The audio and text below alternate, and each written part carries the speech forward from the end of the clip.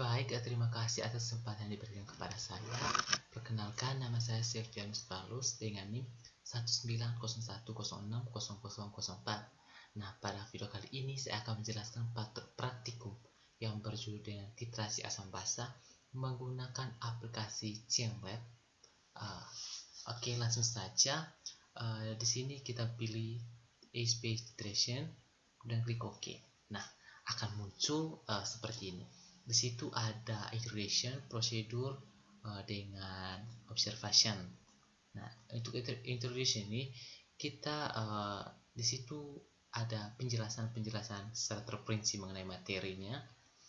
Nah, untuk perlu kita ketahui bahwa itu air terdisosiasi menjadi H+ dan OH-. Nah, pada keadaan netral itu konsentrasi dari H+ itu dan konsentrasi OH- itu 1 kali 10 pangkat -7 molaritas. Nah, pada keadaan asam itu konsentrasi H+ itu lebih dari konsentrasi OH-. Dan pada keadaan basa itu konsentrasi H+ kurang dari konsentrasi OH-. Sedangkan untuk penentuan pH menggunakan rumus ini, pH sama dengan min log konsentrasi H+. Nah, pada keadaan netral itu pH sama dengan 7, pada keadaan asam pH kurang dari 7, dan pada keadaan basa pH lebih dari 7.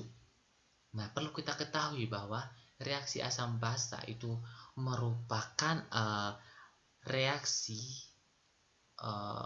transfer atau H+ itu ditransfer dari asam ke basa, di mana reaksinya ini H tambah B masukkan amin tanpa BH+.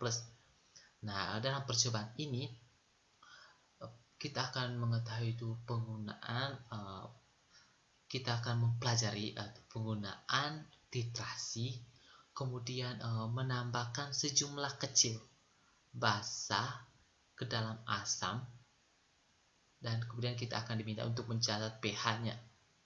Nah, setelah itu kita akan diminta untuk membuat kurva titrasinya. Nah, setelah itu kita akan menggunakan juga yang dinamakan indikator fenoftalein. Dia akan berubah warna menjadi pink pada pH 8 sampai 10. Nah, dalam laboratorium itu untuk praktikum titrasi asam basa itu menggunakan asam kuat dan basa kuat. Reaksinya di sini kita menggunakan asam kuat HCl dengan basa kuat NaOH. Nah, untuk size the stoichiometry ratio itu memiliki perbandingan 1:1. Nah, untuk pada reaksi ini number of moles of NaOH itu menggunakan rumus molaritas acids dikali volume of acids sama dengan molaritas of basa kali volume dari basa. Nah, selanjutnya kita ke kegiatan inti kita, itu prosedur. Pertama, di sini kita diminta untuk menyediakan 100 ml Erlenmeyer. Kemudian 100 ml Erlenmeyer ini kita isi dengan larutan HCl 0,2 molaritas. Kemudian isi dengan 35 ml HCl. Kemudian kalau sudah warna putih ini berarti sudah diisi dengan larutan HCl. Kemudian kita diminta untuk menambahkan indikator fenoftalein, yaitu 2 tetes. Setelah itu ini langkah kedua tadi sudah. Kemudian langkah ketiga display pH dengan cara klik kanan kemudian klik pH.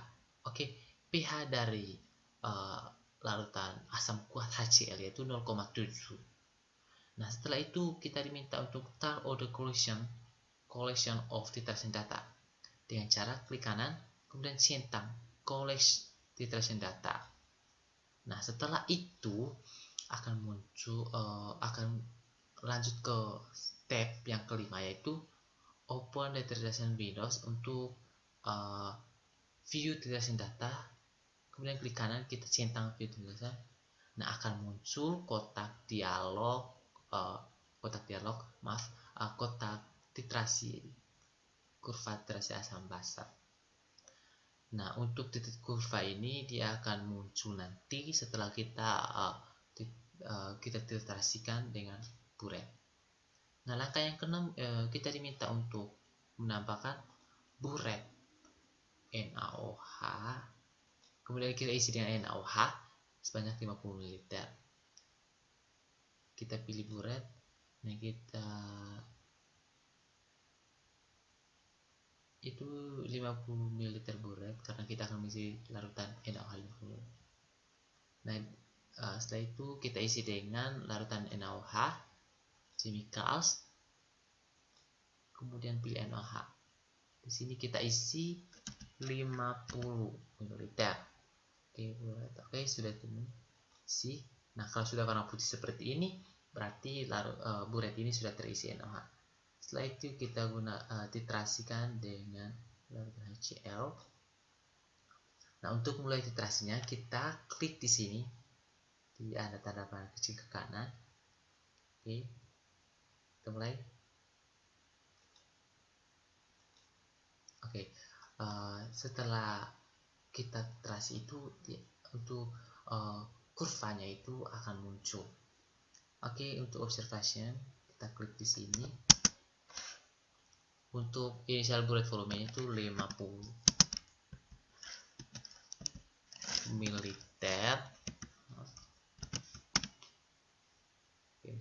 Untuk final buret nanti akan diketahui dari sini. Nah, untuk total volume itu volume awal kurang volume akhir, dan ini merupakan kotak kurva dari titrasi asam basa kita. Oke, kalau kita menggunakan rumus yang ini,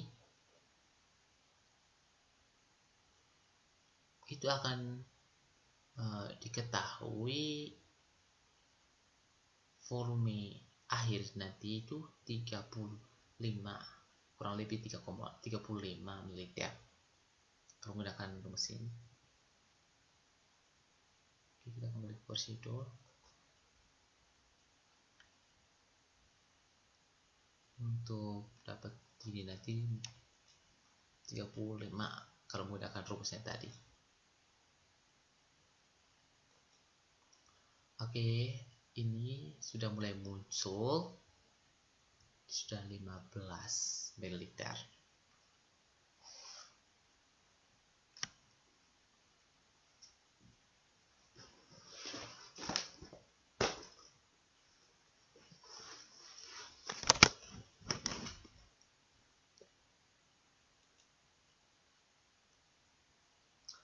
Kalau untuk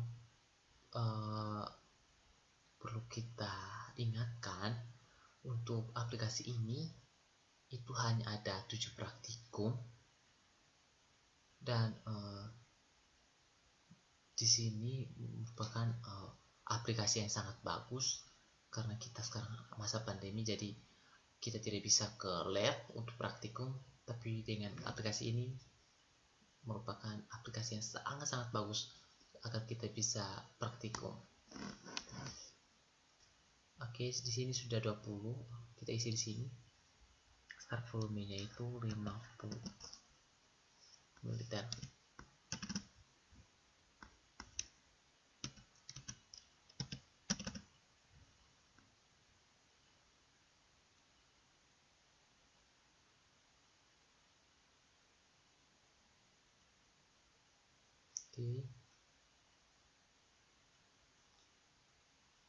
Oke, di sini sudah.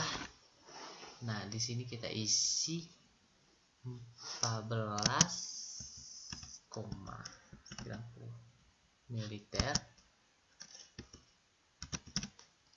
Nah, untuk total volumenya itu volume awal kurang volume akhir itu hasilnya 35,1 ml.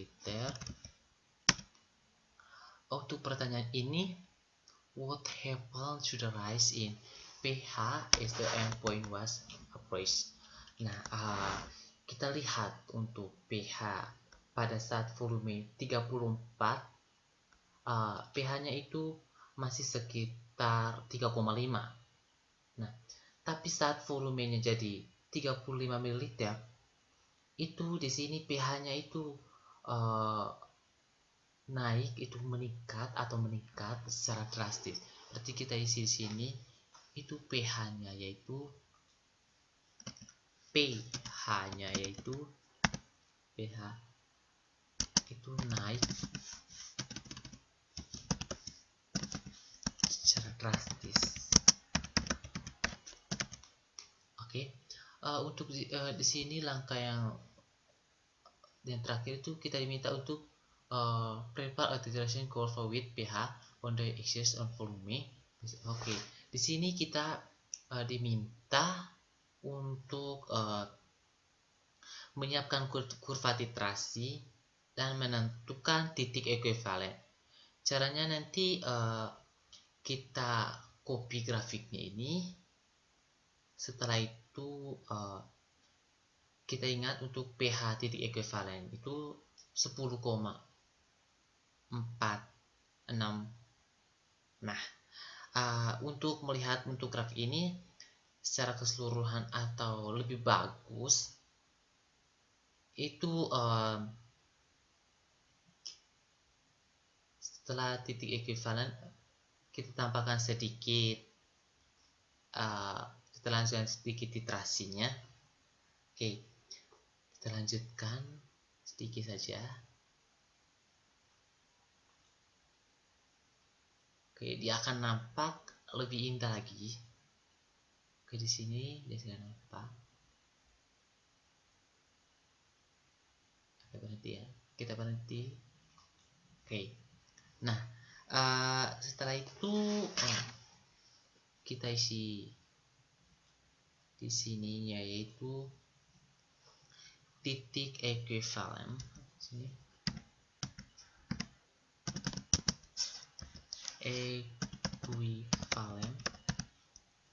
Titik ekuivalen pada penambahan EDH,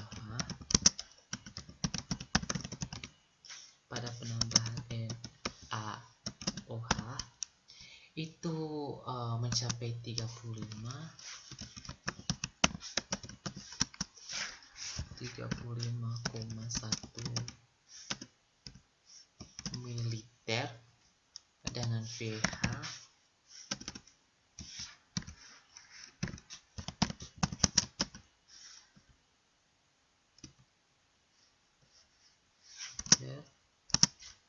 dengan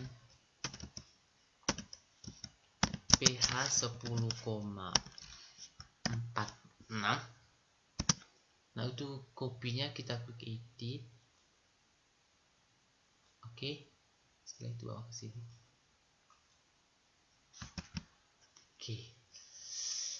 Oke, dengan demikian praktikum kita, praktikum yang bisa saya tunjukkan sudah selesai.